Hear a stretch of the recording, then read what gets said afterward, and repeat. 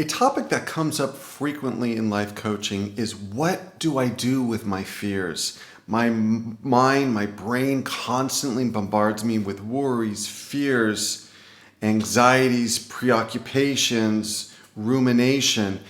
And the thing that we are taught to do, or we try to do, is ignore it, resist it, fight it, distract ourselves, go to our addictions, pick up our phones, go on the internet, go to screens, social media. And that is really the worst thing that you can do. If you want to have any semblance of inner peace, you've got to deal with these modules of our brain that are trying to protect us. Think of these modules as like a good friend that's looking out for our best interest and wants to keep us safe, whether it's a parental figure, a friend, any type of family member. We want to honor those voices that are constantly, what about this? Well, what about that? Well, imagining worst case scenarios and all the things that tend to freak us out and cause us to avoid, resist, and not accomplish what we want in life. For example, by the way, my name is Steve. I am a life coach, and it's incredibly affordable, and life coaching will have such a significant positive impact in your life, and everybody benefits from it. So shoot me an email. It's in the description. The consultation's free. The first session is 50% off, and then afterwards, it's extremely affordable. I have university students who do life coaching and are able to afford it. So I suggest everyone at least give it a try. Now, when we have that voice, again, we try to do things to get rid of it. And again, that just makes it worse. So what we want to do is we want to address the voice. We want to address the concerns. And for example, I have a client who is going on an adventure and had a stable, secure, kind of normal everyday life that we all live. You know, we have a roof over our head, food in our stomach, job, and security, and now wants to travel around the United States and explore, go to the national parks, visit different states, sites, meet different people. And as a female, wants to do this alone. And it's a little bit nerve-wracking, and it's not something that she has a lot of experience doing. And one of the things that came up during our session is, how do I get rid of this fear? Because it is really concerning me, or it's giving me this heaviness or this negative energy to do something that should be fun and positive. And you know, most people say, well, you know what, distract yourself, or say affirmations, or focus on something else, meditate, and let those fears and those worries float by like clouds in the sky. Don't pay attention to them, resist them, fight them. And that's just not effective, because what you resist persists. The more we resist something, the stronger it gets. So we energize it through resistance. What we want to do is we want to comfort it.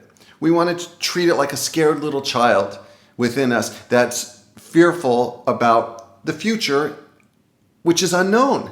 And when anything is unknown and outside of our normal routine and comfort zone, we are going to have apprehensions. We are going to have fears, but that should not be the reason that it stops you from taking risks and doing adventurous things and stepping outside of your comfort zone. And remember, the confidence comes after you do the thing you fear. The courage comes after you do the thing you fear. So you want to talk to that voice, and it's even helpful just to write out a list. What are some of the fears? So we did this during one of our sessions, and some of the fears was going to national parks or going on hikes, being a woman and going hiking alone. That's really scary. So you could ask that voice, well, what would make you feel more at peace? Well, I would prefer not to go on hikes at all, and that would make me feel safe. We just won't go on hikes. Well, that's too much. That's too extreme. We've got to find a compromise and a middle ground. So you can compromise with that voice. Okay, I can't do that. I can't promise you that I'm not going to go on hikes, because that's part of the reason why I'm traveling.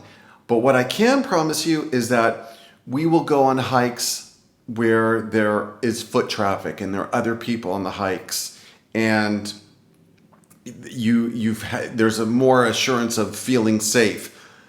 On top of that, we will try to find maybe other female hikers and ask them if they want to go hiking together in a campground or something like that.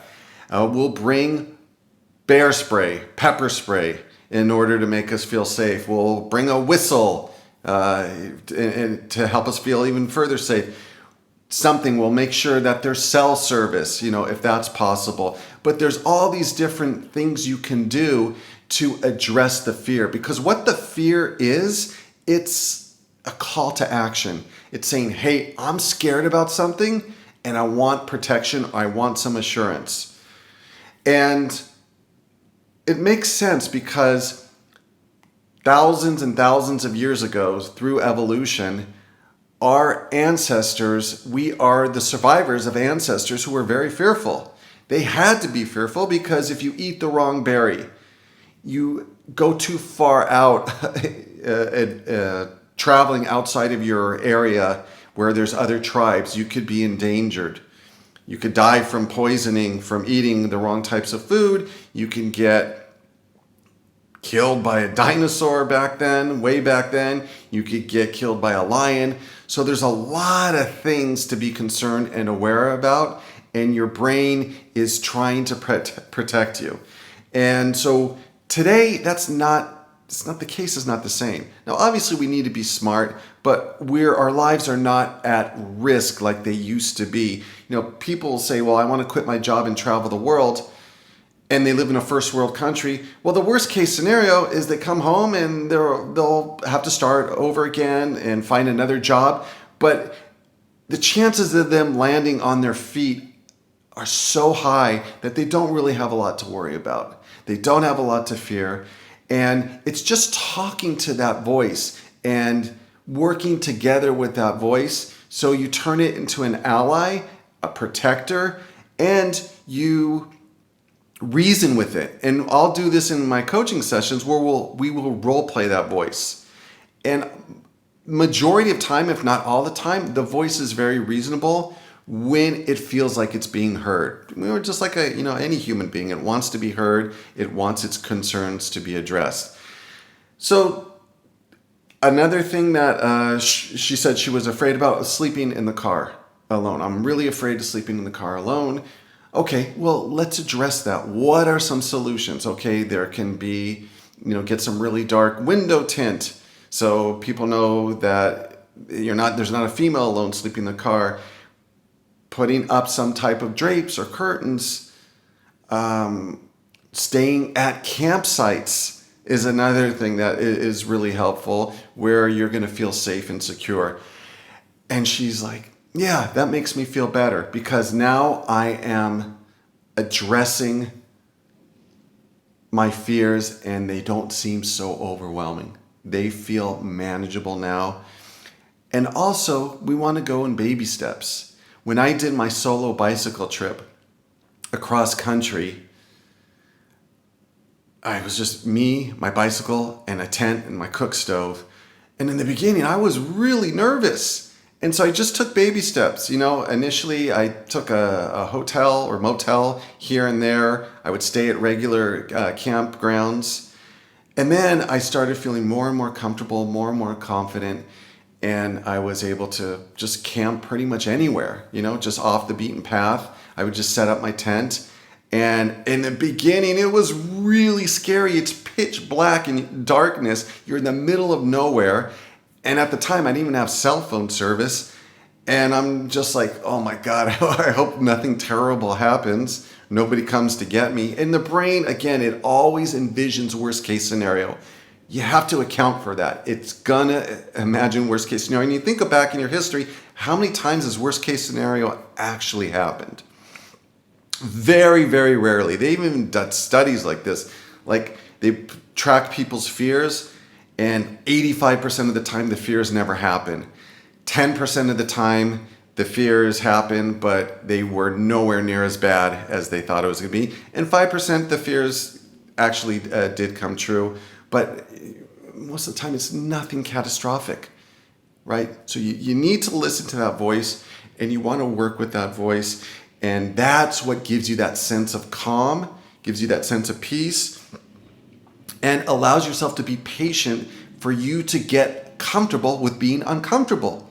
Because we live, especially in the first world, we live very cushy, safe, easy, comfortable lives. A lot of you might not think so, but you go live in some third world countries, or you go live in a country where there's war going on, where there's famine going on, where you don't even have drinking water. I mean, we have it very good, and our lives are relatively the safest it's ever been in the history of the world.